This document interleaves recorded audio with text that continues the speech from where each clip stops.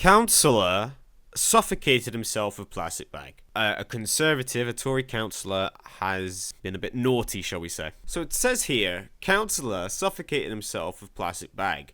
Les Winward served as a Conservative councillor for 39 years. The reason I'm covering this is because it just gets worse and worse. A Conservative councillor passed away from suffocation after placing a plastic bag over his head and tying himself to a chair. So right now you might be thinking, oh man, that's a shame, he wasn't feeling so good. He was feeling maybe a bit too good, and I'll go into it why. I don't want to make too many jokes, someone lost their life, but just wait.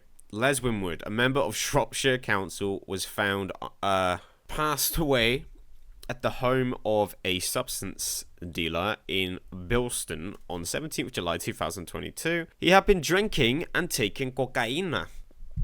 Pablo. The 67-year-old from Bridgnorth had been to the address several times before and had likely been seeking pleasure there, the inquest found. Black County Coroner Joanne Lees said that she was satisfied nobody else had been involved with his passing and ruled he passed away as a result of misadventure. A Conservative councillor, misadventure. He said data from Mr. Winwood's mobile phone showed he had arrived at the property on Cumberland Road at about 1400 hours on the 16th of July. He had been carrying a bottle of vodka and a carrier bag containing other items. The police were called the following morning when the owner of the property, Keith Kennedy, returned to find Mr. Winwood in a camping chair, gone. Forensic examination of the scene revealed Mr. Winwood had used a shoelace to tie one of his arms to the chair and had placed a plastic bag over his own head. The inquest heard he had been significantly intoxicated and had cocaine in his system. But after consulting a not expert, the police investigation concluded he could have tied himself up using his mouth and his free hand. The police investigation also concluded the occupier had been out of the property and there was no evidence of third-party involvement in the death.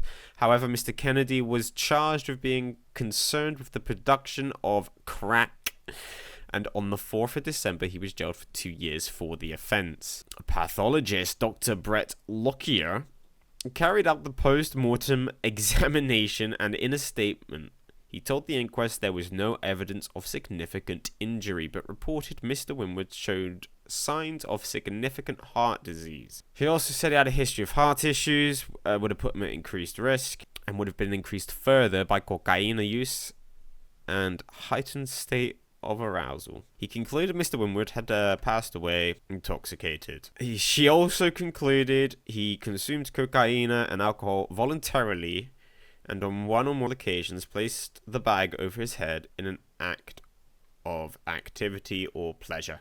Conservative, by the way, a Tory. Unmarried.